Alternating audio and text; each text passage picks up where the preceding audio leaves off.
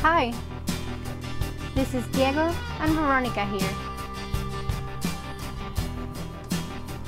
And this is Kame, our floating home. So look at that.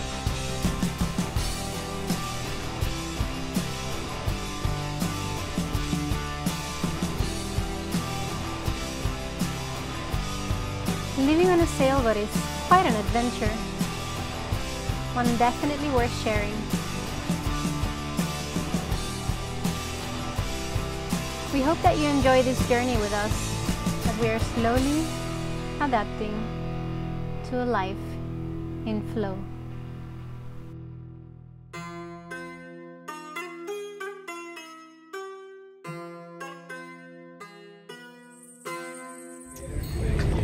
Hello, so here we are. It's Thursday, October 7th. We're still in Mer Harbor. We've been in and out the harbor, to test the sand a little bit. But I just wanted to show you, this is one of the old traditional little local boats here in the harbor. Kind of like the log canoes that we recall from being up in the Chesapeake, where there's a whole bunch of guys out on a bunch of poles off the side of that thing to try to keep it level. And I'm guessing there's 10 people on that boat. Oh.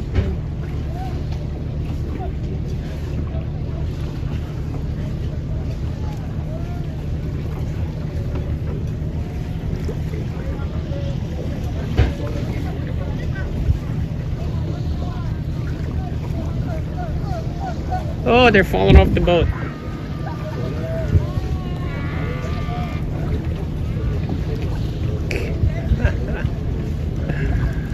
Oh, two guys went in the water, they got back on.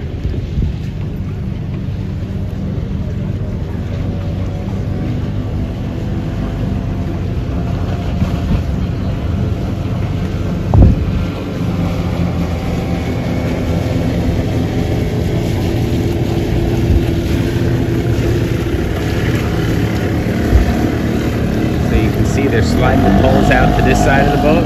There's the poles, one guy's climbed out.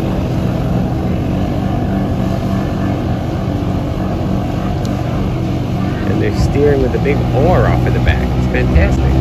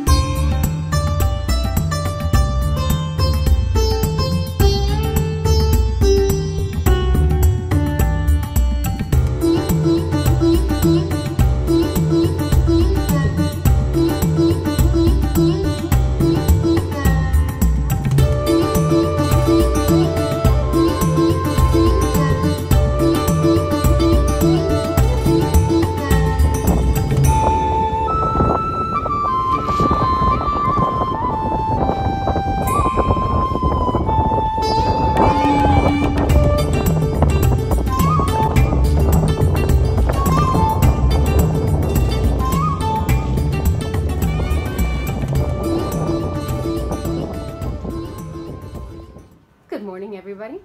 Good morning. So this is the morning routine of every sailor. Checking the weather. The first. Which one? Gotta have coffee first, part of the Oh, morning routine. of course. Coffee. And Hey, good morning. good morning. So I've been up while the prince and princess here were sleeping in late. Enjoying the morning, nice and cool. And I've been actually lining out our potential routes on an Excel spreadsheet, so we can see harbor to harbor, distances, times, all those kinds of estimations, putting a few notes in there. So on one sheet we can sort of look at the big map picture you know, in hours and minutes and times and distances and all that fun stuff. Yeah, and it looks like, you know, we got relatively short times, but, you know, we don't even do really an overnighter for quite a few stops. We'll make like 5 or 6 stops before we even attempt our first overnighter, which is kind of cool. So we'll get used to getting up and going and getting into the flow of, you know, moving. So it's very exciting. Alrighty, so I'm sitting here with Capi. Morning. Who's showing me the route from where we are now. It's still in Martinique.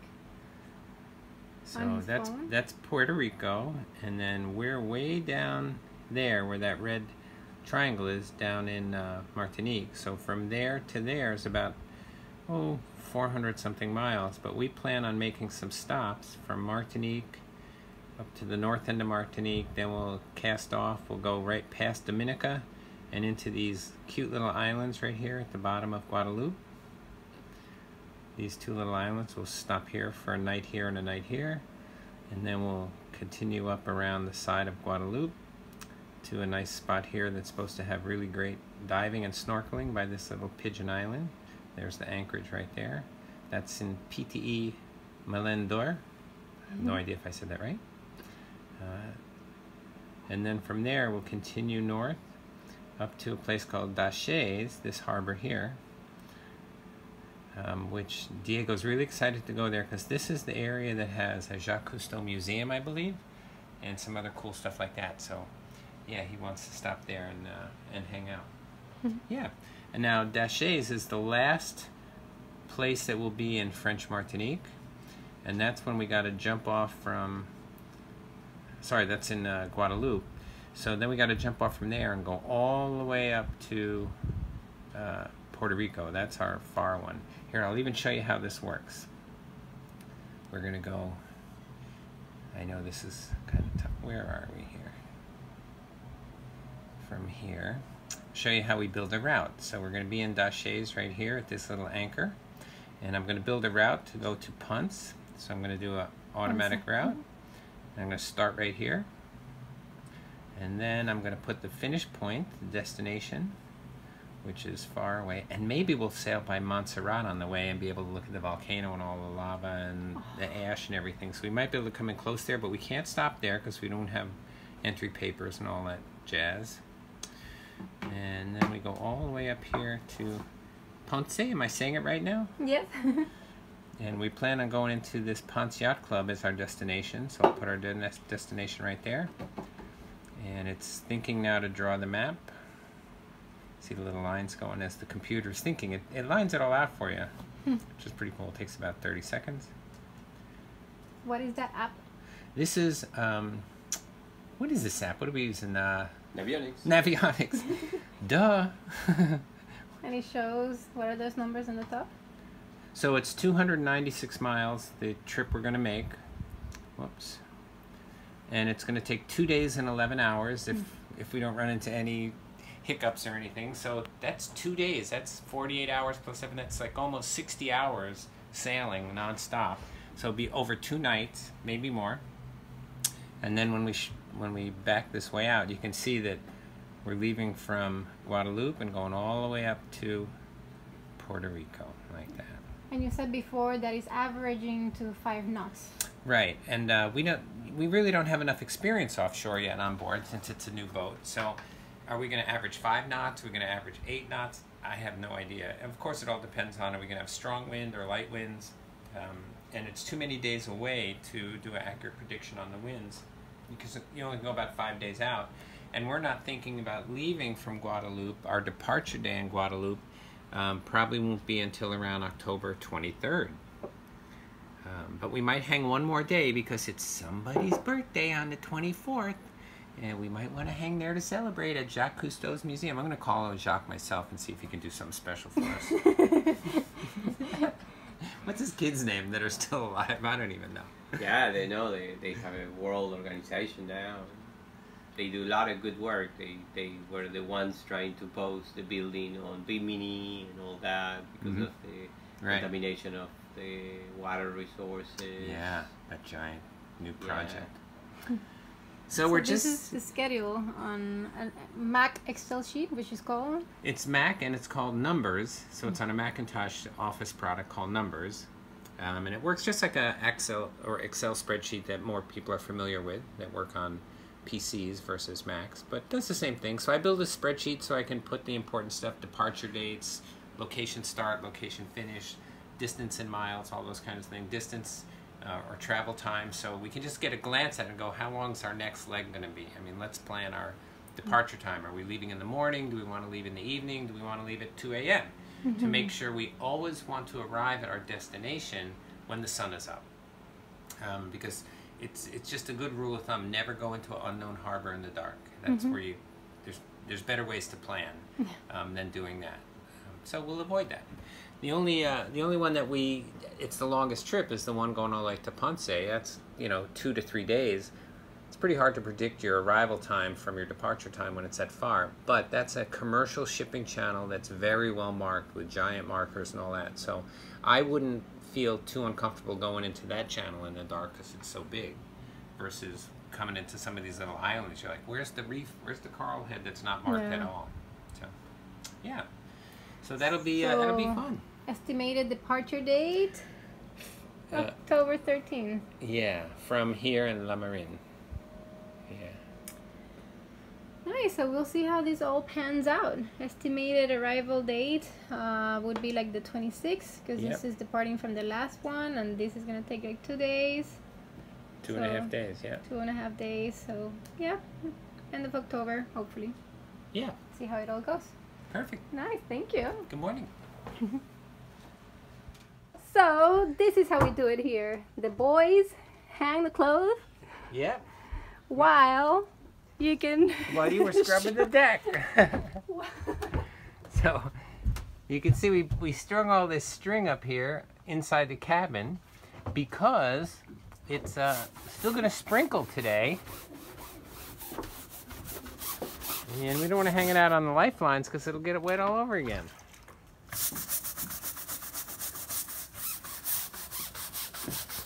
So here's our little clothesline action here. And it's because there's more of those clouds up there, and we're going to get some more sprinkles. And we just trying to keep the stuff as dry as we can under there. Alrighty.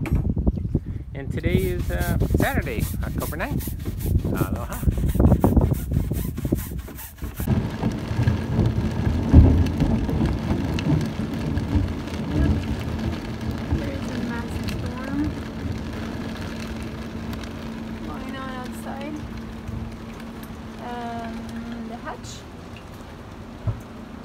It's leaking all over the bed. Not fun at all. Oh great. Now the leak has extended. Alrighty.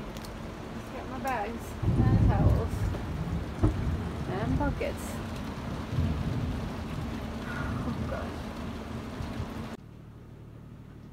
So this is where we're sleeping tonight, in the lounge. We put the table down and brought the mattress up. Still a little wet, but it is what it is. In the meantime, downstairs,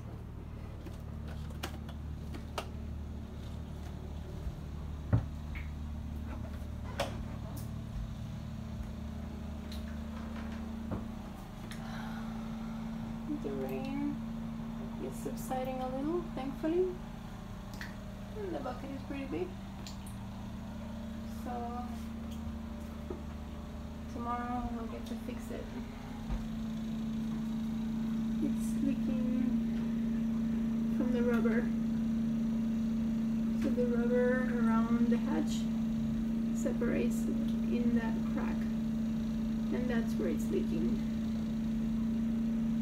Our new crew member noticed it. Good eye, Chris.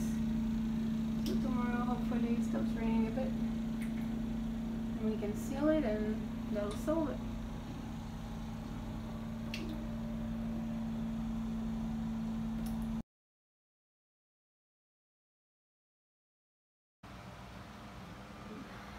here we are drying our mattresses. I'm back there. This is portside bow. These are the mattresses from portside aft, where our bedroom is these days. Where it leaked last night. So we ended up putting those mattresses where I showed you before. And then the mattresses from that cabin, we used them to sleep upstairs on at the lounge, and now those are here. So everything is all mixed up while we can fix the leak. But it's still kind of rainy. We're waiting for it to dry out so we can fix that crack over there and hopefully stop the leak. So the good thing about last night, what do we call it, massive storm, is that we got buckets full of water.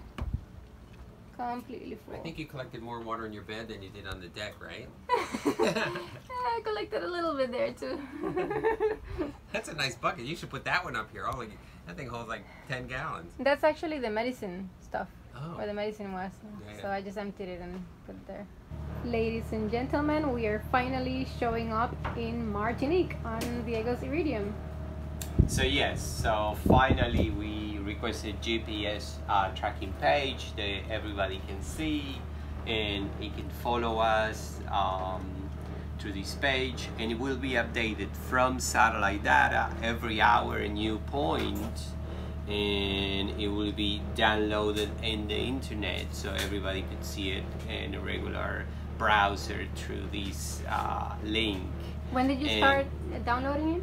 So yesterday we finally were able to upload our GPS position because it was in the wrong place in Africa. That's the started point, and now we are in the right place in Lemoran and Martinique, which you can see real time the weather we experience it, we move in, and the speed that we move in, and you can also see